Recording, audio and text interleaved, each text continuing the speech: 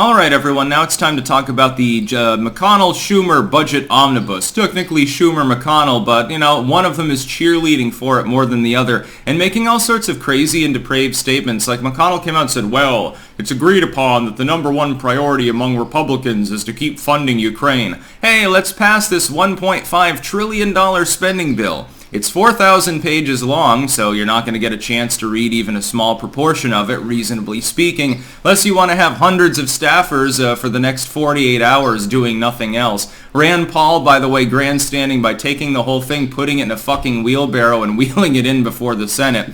Think that's a good touch? There's a reason that I want Rand Paul as president. He seems to be one of the few sane people left in the Senate. Most of the Republicans aren't part of that group either. You think that John Cornyn or Lisa Murkowski are sane?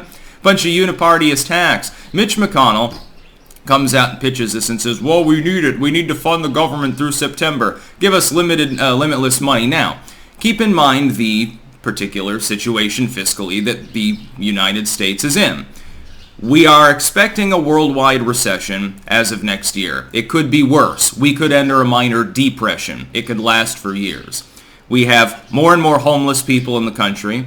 We have more and more addiction in the country. We have a porous southern border that is completely and utterly undefended, with people pouring across by the tens of thousands in the average day. We have skyrocketing crime in our inner cities. We have the dilapidation of our infrastructure. Infrastructure bill aside, shining up and cleaning up a few bridges does not overall really impact the infrastructure of the United States. A few solar projects does not fundamentally radically transform our electrical grid. It's all a bunch of bullshit. It's feel-good hippie nonsense where they graft billions of dollars off of the taxpayers, they put in some pork barrel pet projects, and then they call it a day. It's really great when the politician gets to go there and hold the golden shovel and scoop up a couple of shovelfuls of dirt, and everyone claps and they get their selfies taken and shit like that, and they sit before the new bridge that will maybe be operative for 20 years before it again needs constant maintenance and repairs. That's great. It's wonderful. When your economy is going well. Back in the 90s, 2000s, economy is, better than it is today. Nobody really cared. Oh, bridge to nowhere, it was considered a joke. It was considered funny.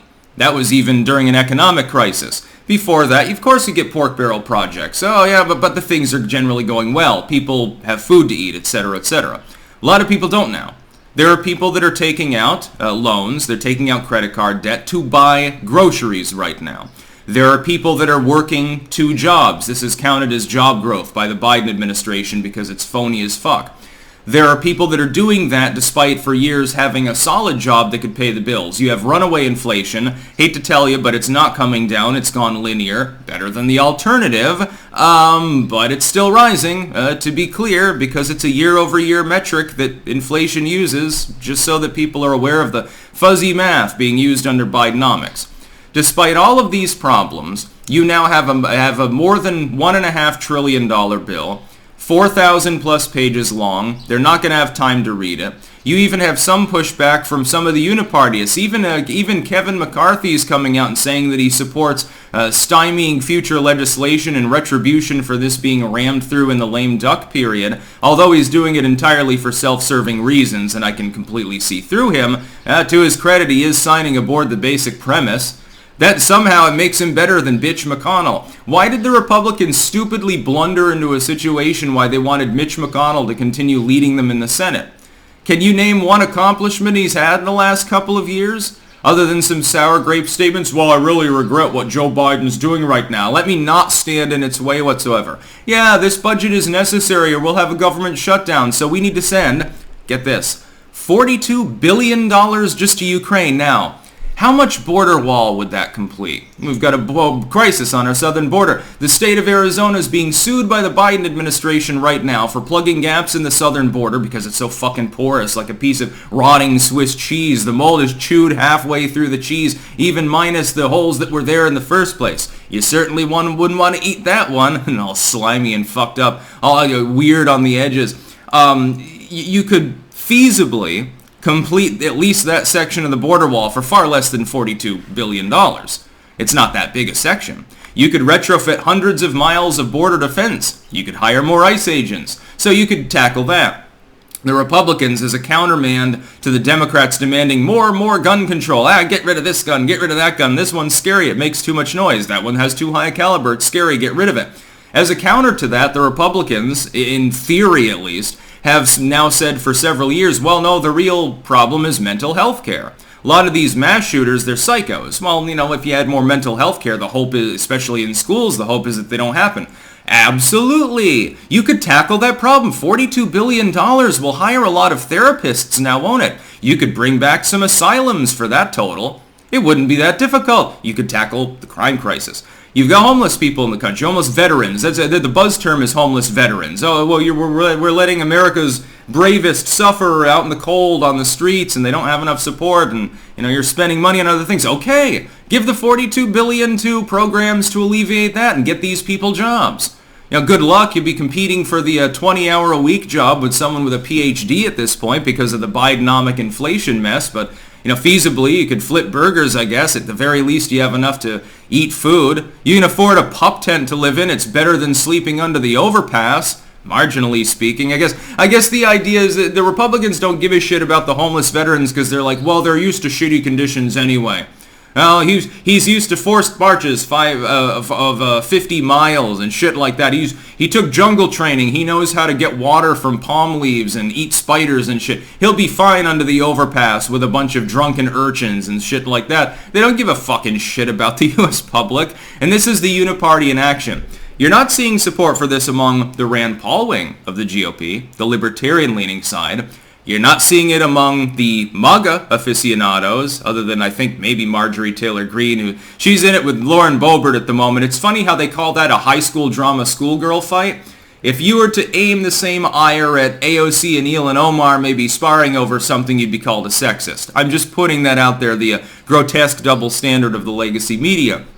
This is an insult to the entire country and to the intelligence of their constituencies. And if the GOP is really going to do this, if they're going to punt this and not wait until they at least have control of the House so they can, number one, constrain the spending, and number two, force the Dems into negotiation, the Democrats lost the House fair and square, then why do they even exist? What's the fucking point?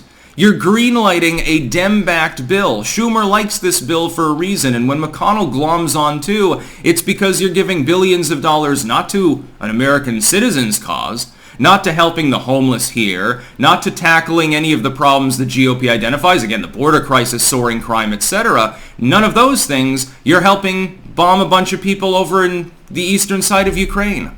You're keeping a war going for absolutely no reason. I keep hearing that Russia is Putin falls down the stairs and poops himself. The Russians are badly coordinated. Ukrainian tractors have dragged off half of their goddamn artillery pieces. The Russians are in shambles, according to the legacy media and to the Uniparty. So why do we need to keep giving them money? Like if at some point Russia's going to run out of tanks if the tractors keep pulling them away. You're going to end up with Ukraine can just auction off some of that extra armor as collector's pieces to U.S. citizens and probably make $42 billion at this point. Supposedly they've captured half the Russian military. Well, fucking why are we giving them $42 billion when we can't even get our own fiscal house in order? Joe Biden says, well, the deficit is coming down. Yes, but debt keeps increasing. And the denomination of the debt, thankfully, is going down, I suppose, because of Bidenflation. But, you say that's under control, too. So even that little silver lining to that very dark cloud will be going away at some point in the next year. We're on the brink of a worldwide recession. And you're spending over $1 trillion, mostly on bullshit we don't need, and especially on bullshit that doesn't benefit any U.S. It doesn't even benefit like a U.S. bureaucrat. All it benefits is a bunch of warmongers and then the politicians that get the kickbacks from the warmongers. And you can tell the people that are voting for this bill, they all get their cut. They're not the big guys, so they don't get 10%, but maybe 0.5%, something like that. Yeah, a few tens of millions of dollars, never hurt anybody. They'll be able to buy another McMansion.